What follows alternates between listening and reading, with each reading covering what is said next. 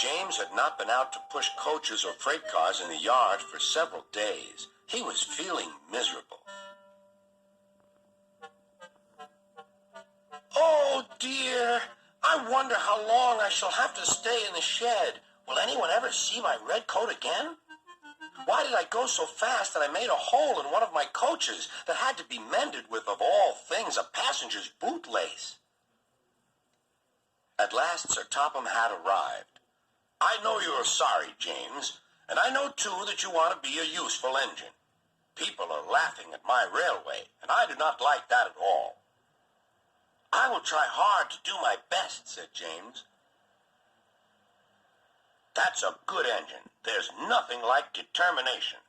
I want you to pull some freight cars for me. James was delighted and puffed away.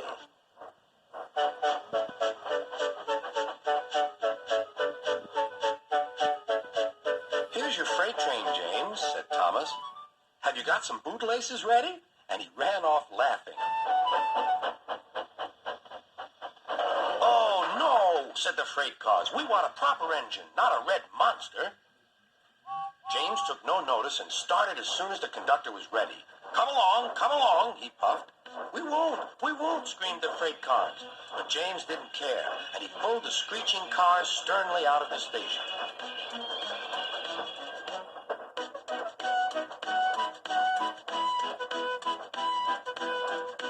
The cars tried hard to make him give up, but he still kept on.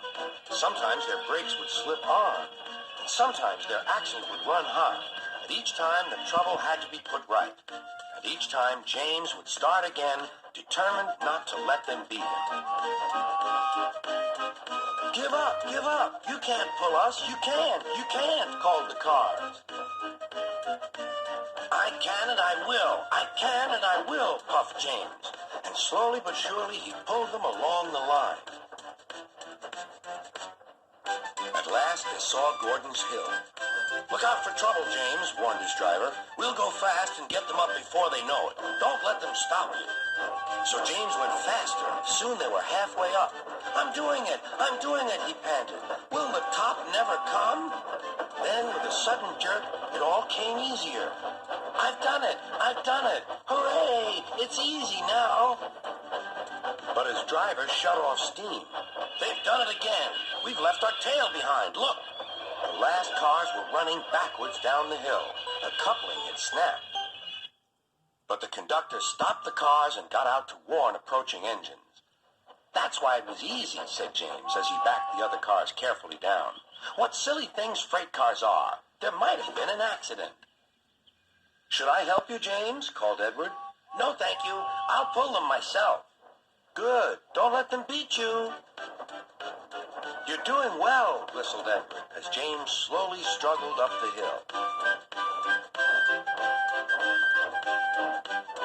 I can do it, he puffed. He pulled and puffed as hard as he could. I've done it, he panted.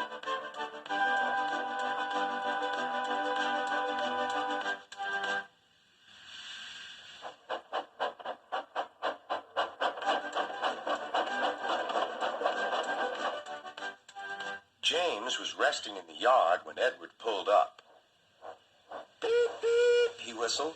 Then James saw Sir Topham Hatt.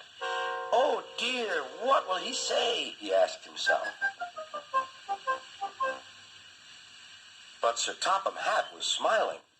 I was in Edward's train, and I saw everything. You've made the most troublesome train on the line behave.